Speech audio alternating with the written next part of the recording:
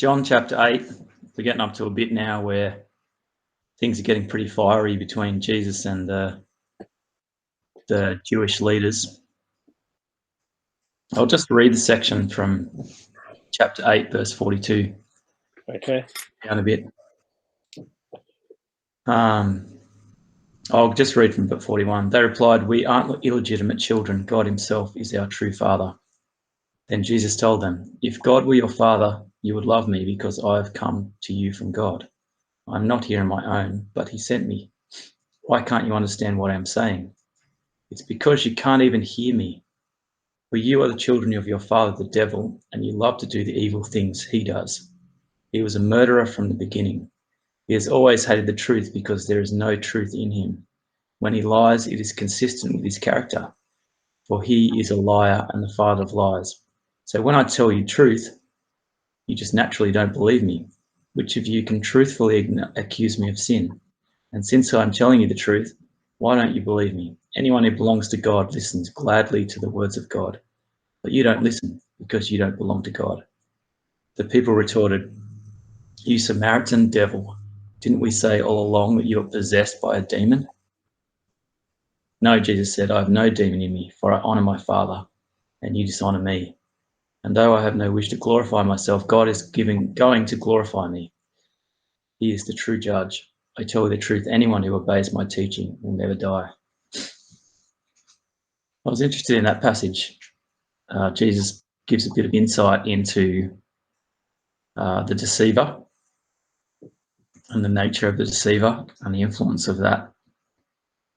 How does that picture there? Jesus is talking to the Jewish leaders and then talking about them being caught up in lies because the father of lies is their father, or the devil is their father, and that's his nature to tell lies. And so they can't understand anything that Jesus is saying because that's their nature, is the implication of what he's saying. How does that help to inform us and understand sort of the nature of the evil one? I'm sure that Jesus had a lot more to tell us if he had, if it was important. This obviously is related to the whole passage and the event where Jesus has said that he's the light of the world. No follower of mine shall walk in the dark, but shall have the light of life. And they rejected that and continued to reject it all the way through as Jesus was teaching, kind of consolidating their position further and further and further away from the light that he was trying to get across to them. And so,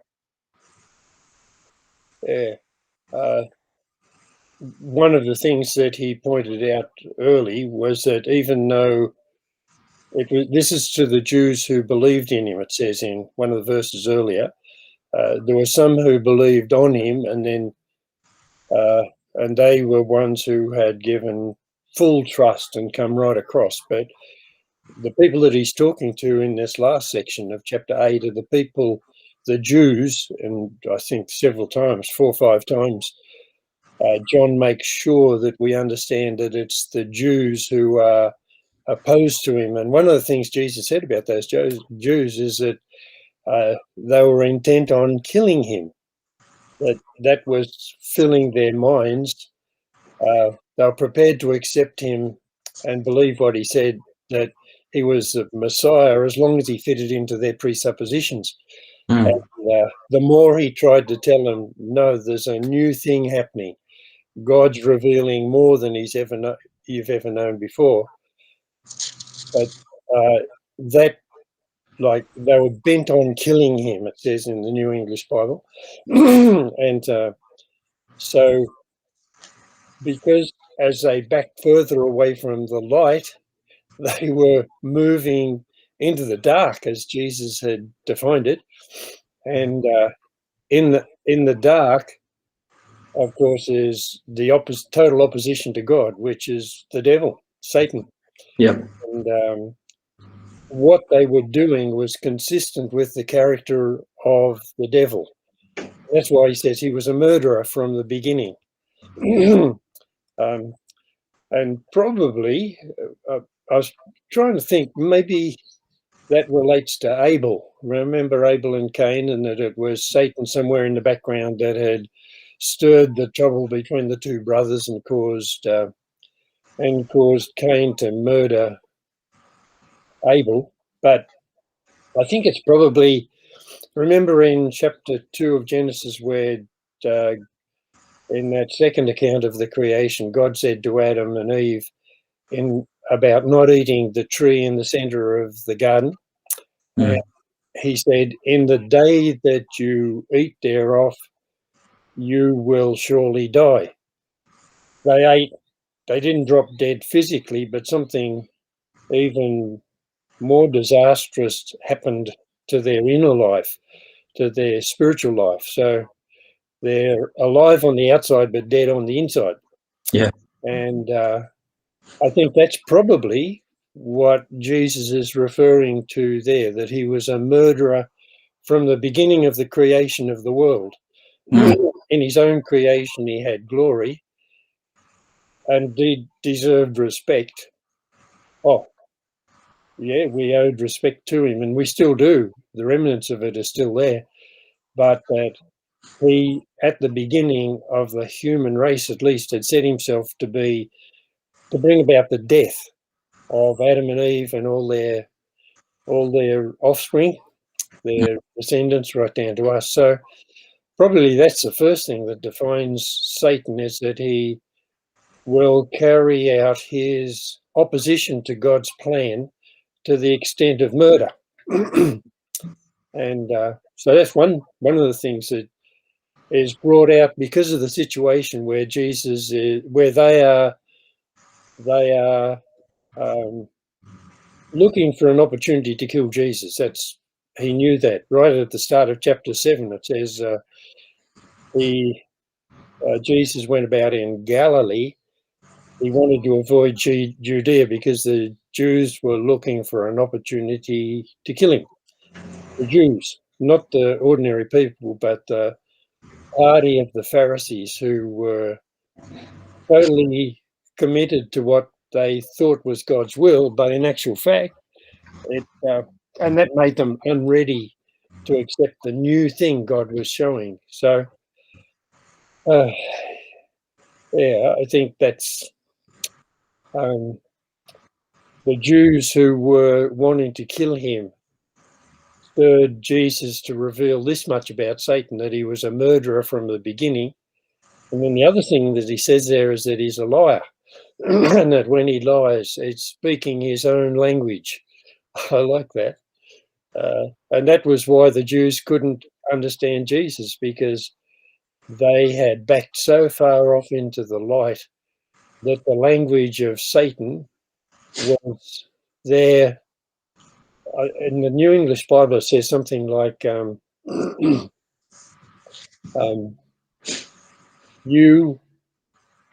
your father is the devil, and you choose to do.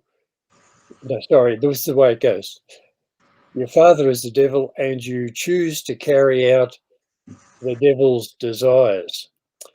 And that's the really difficult part.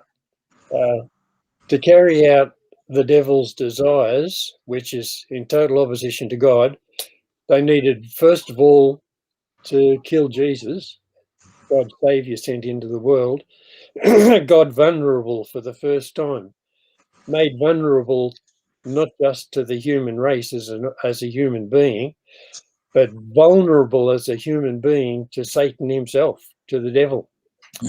And these Jews, Jesus is saying, choose to carry out the desires of the devil. So it's not just devil isn't some sort of, he's not manipulating them. He's not kind of working on them in a way that they can't understand. But there seems to be a deliberate choice involved in being on Satan's side.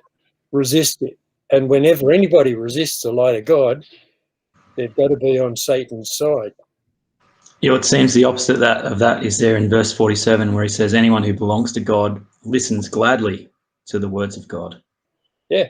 So there's a glad listening for those who want to and who belong to God. And it seems like it just flows out of your deepest being. That there's something there that you know that your identity means that hearing God's word is the privilege, the greatest privilege of your life, and fulfilling it is the purpose of it all. They were doing the exact opposite. In the previous section, he mentions about how they're slaves to sin. Is this like the outworking of what it means to be a slave of sin? That it means that your nature becomes like Satan. The way that it's put there isn't that you're a slave of, well, not directly like that, but it says, whoever sins is a slave. And I think that's probably, when it says sins, it doesn't mean just a one-off thing, but it's like John wrote in his epistle, that if you sin as a way of life, if there's a place in Romans where Paul spells that out pretty well.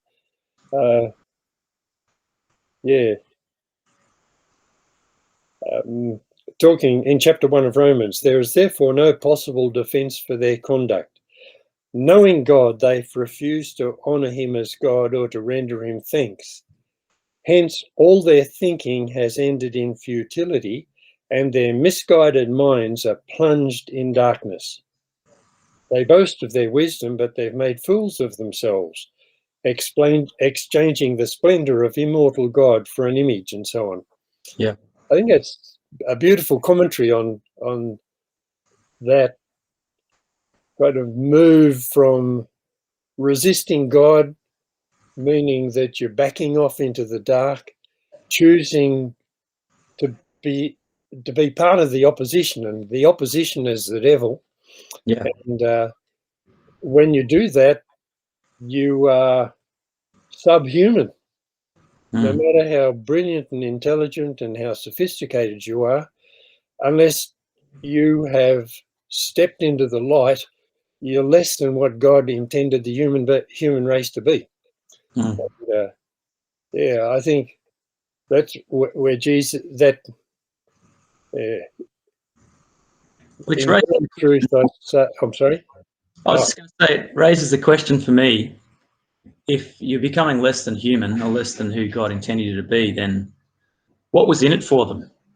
You know, why were these Jews so stuck in their sort of traditions and their system, and then caught up in the lies and wouldn't believe who Jesus really was right there in front of them? Yeah. What was in it for them? Same as for Satan. Independence, autonomous, not having somebody else in the universe that can tell you what to do. Yeah. Not being responsible for anybody else other than yourself. And the lie that Satan gives is that is freedom. Yeah. And you know, Johnny Cash put it beautifully. It was his song. I don't know who wrote it. The beer, Sunday morning coming down. The beer I had for breakfast was so good I had one more for dessert. That spells out such a pathetic figure of independence, you know. Yeah. We sing songs to glorify our independence and our strength and our self-will, but this is exactly what Jesus said in that passage. Everyone who sins is a slave. The slave has no permanent footing in the household, but the son does forever. And that's why he went on to say, if then the Son will make you free, you will be free indeed. Yeah. Yeah. Free to enjoy the real world, not the fake world that you create for yourself. by whatever successes you have or by whatever lusts you're able to fulfill, um, by what fantasies you weave for yourself. That's not real. What's real is God and his world. And real freedom is to live in that world, God's world, which is what Jesus came to bring us into and why we got the word of God here. Yeah. And that's why he said, everybody said, if you were God's children, you would love me. I am revealing in words what I saw in the Father's presence. You are revealing in actions what you learned from your Father. And then he went on to say how everybody who loves God, who calls God Father, is going to love the words of God, listen to the words of God. And he said, that's the evidence that you don't belong to God. That's the evidence that God is not your Father. That's the evidence that you're still in the dark, living in your own fake worlds and refusing to see the light that's standing there before you. And Jesus said, why don't you understand my language? It's because my revelation is beyond your grasp. And I think that's a clue, Lucas. What Jesus revealed is beyond the grasp of those who insist upon their independence and their affinity with the devil and standing in the dark, whether they believe in the devil or not. They're standing off there and they can't grasp the revelation that God's given through Jesus Christ, because it's not in the language that they understand. There has to be a movement in the heart that listens to God, and then there's hope.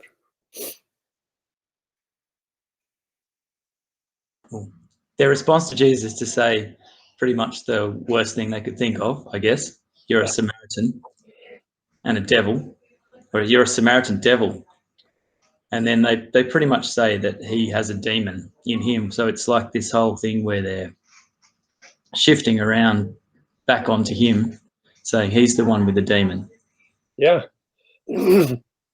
But of course, he retorts, he says back to them, and though I have no wish to glorify myself, God is going to glorify me. He is the true judge. I tell you the truth, anyone who obeys my teaching will never die. Yeah. And so he jumps towards that.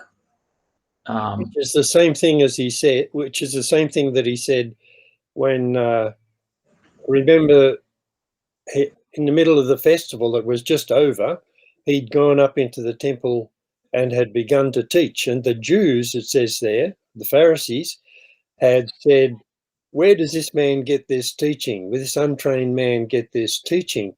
And Jesus said, if my teaching is not my own, it comes from the one who sent me.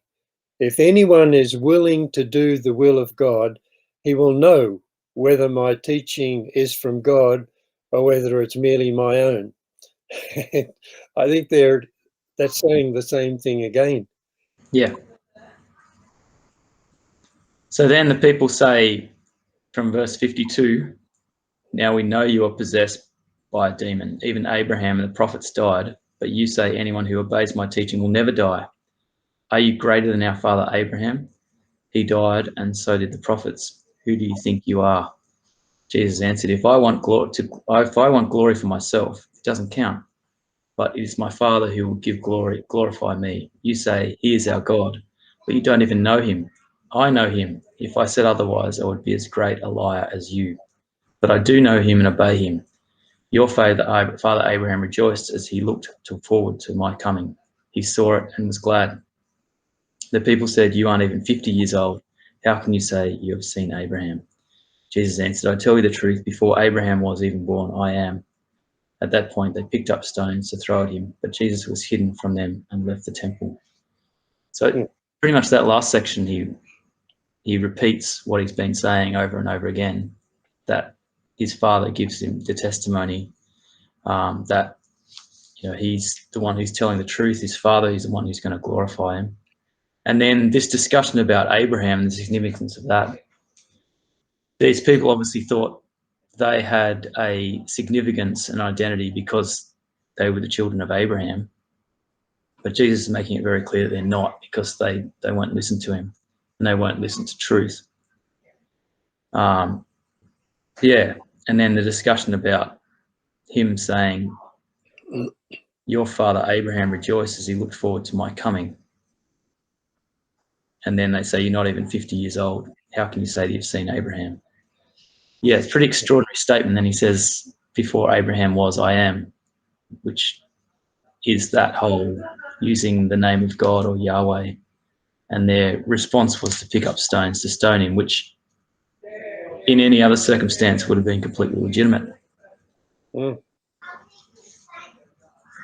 But once again, Jesus here brings things to a climax and it gets a response from them.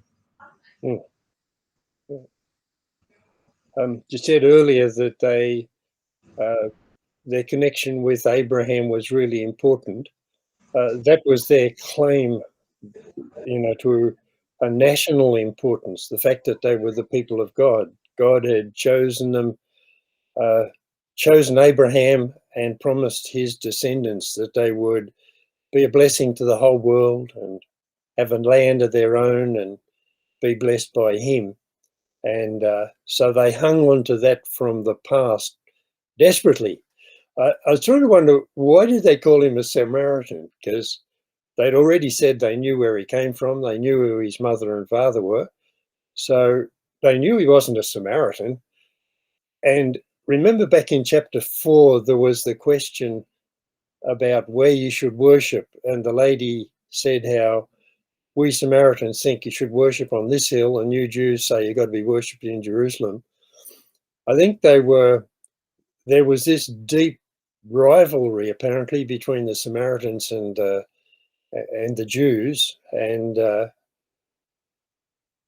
they were probably the epitome of opposition to those claims that they were making about being God's favorites, God's people. The Samaritans had, been arguing with them for centuries that they were the place and they were the people whom God had chosen. So they were trying to put Jesus in the camp of the opposition. I think that's what they were trying to say. And then the claim that he was possessed by a demon, that's so ironical when really they're siding with Satan himself right from the, this is what it's all about. But I think there's something, I didn't notice it until just last week or so. The question that they asked in verse 53, after he said, if anyone obeys my teaching, he shall not know what it is to die. And then the question was, are you greater than our father Abraham, who's dead? Prophets are dead too. What do you claim to be? Is the question that they've asked. And so after they've given their definition of him as being a demon-possessed Samaritan, they're still left with a question. They knew that there was more there than what their hatred was able to say. And I think that's true of the human race, It's the fashion now to reject Jesus, but oftentimes when I talk to people, there's still a basic respect there. Occasionally you hear somebody who's just out of their mind in hate towards Jesus, but not often. And I think even with all that was going on here, there was still that question: what are you? Who do you claim to be? Really, tell us. And then the next couple of verses, Jesus is saying, look, I'm not going to stand here and parade around trying to convince you that I'm the Most High God. You know, that would be ludicrous if I was just as a man trying to pretend before you somehow or other that I am God. The Father is the one who's going to glorify me, but that's a preliminary. The answer that he gives to what do you claim to be is in verse 56. Your Father, because what he's asking, what in the context, it's the relationship between Jesus and the whole history of Israel going right back to Abraham. And he's saying, Abraham, the beginning of it all, the authority that you're claiming, he looked forward to see my day and he was glad. There was no difference between Abraham and Jesus. What Jesus had been saying consistently for the whole of this time at the festival was what Abraham believed. And in the Jews were still insisting that they weren't going to accept other than their own presuppositions and force Jesus into saying what Abraham would have said, what Abraham saw, that Jesus was the I am, the self-existent, eternal God who created the universe and lived way beyond it and in it. Yeah. Yeah, which is a pretty amazing point in the story, isn't it? Well, it's been building up to it, and he still says, like in chapter 13, I think it is, and later again as in chapter 17, he talks in the same language about being the I am, but even those like I am the light of the world, or I am the bread of heaven, and later on I am the way and the truth and the life, and so on. It's coming up all the time, and I'm just thinking about that. In my prayers every day, I usually think of what John heard the throne in heaven, the beast around the throne singing continually, holy, holy, holy is God, the sovereign Lord of all, who was and is to come. If you were that person who was and is to come, how would you describe yourself? I am. Well, I suppose you say I am. Yeah, I am that I am. Yeah. He And just there's nothing else that Jesus could say because that's Jesus. I yep, am. captures it all, doesn't it? It does. Yeah. Well, in finishing off, I just wanted to go back to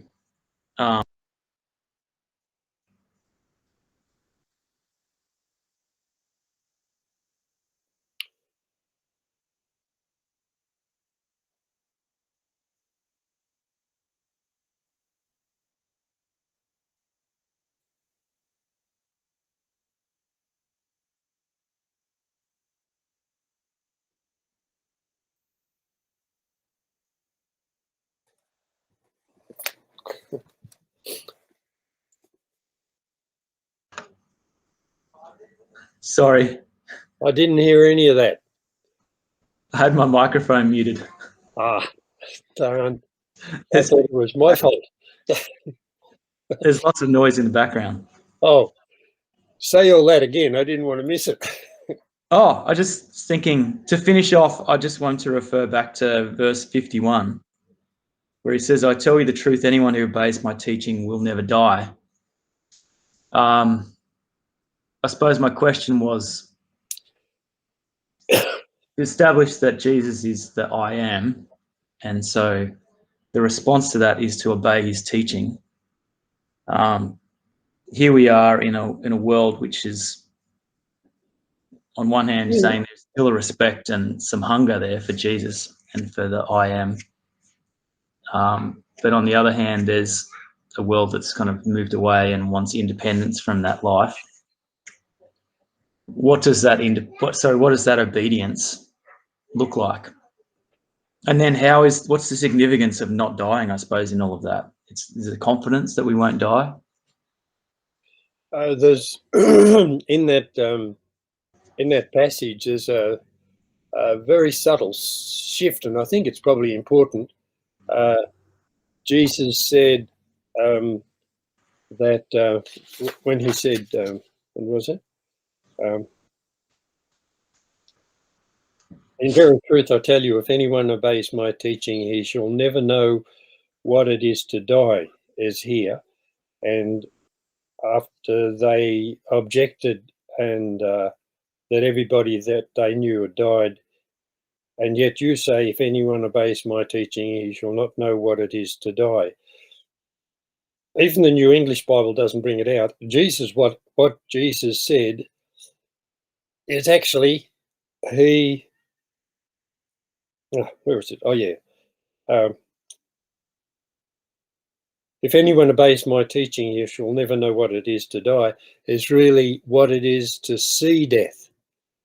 And then in their reply, they said, Abraham and the prophets are dead, yet you say, if anyone obeys my teaching, he shall not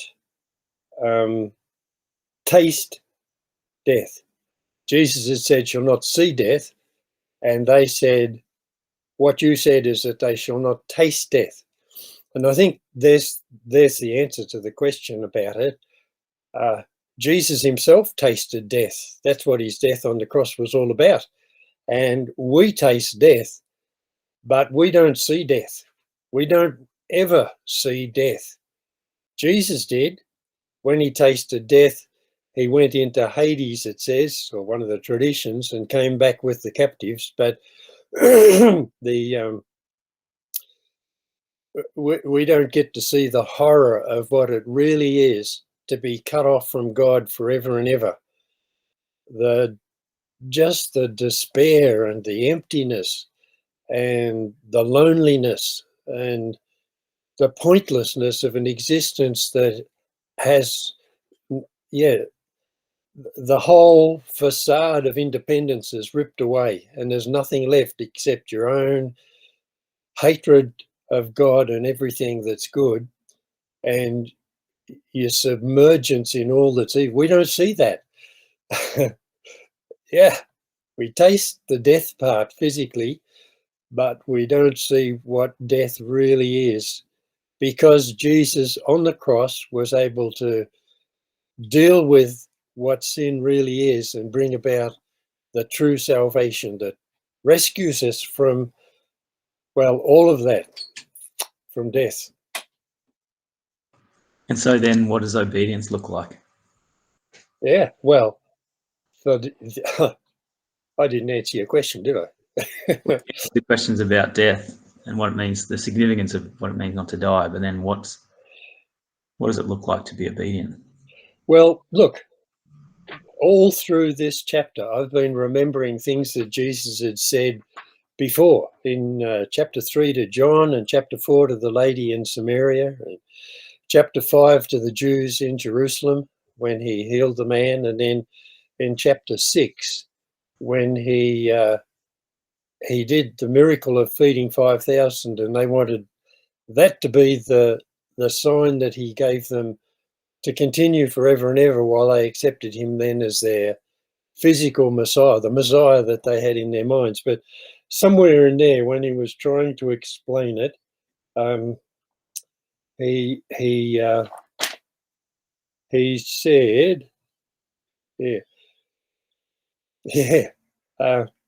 in truth, in very truth, I tell you, unless you eat the flesh of the Son of Man and drink his blood, you can have no life in you. Whoever eats my flesh and drinks my blood possesses eternal life, and I will raise him up on the last day. My flesh is real food, my blood is real drink. Whoever eats my flesh and drinks my blood dwells continually in me, and I dwell in him. As the living Father sent me, and I live because of the Father, so he who eats me shall live because of me. I live because, as the living Father sent me, and I live because of the Father. Back in 5, he had said, as the Father has life-giving power in himself, so has the Son by the Father's gift. And what he's trying to say to them is, look, your fathers back in the desert, they ate food from heaven that fell on the ground and they picked it up and they ate it. But the real food from God, the real bread of God is he who comes down from heaven and brings life to the world. And then he said, I am the bread of life. Whoever comes to me will never be hungry. What is it? And whoever believes in me will never be thirsty. Jesus is life. And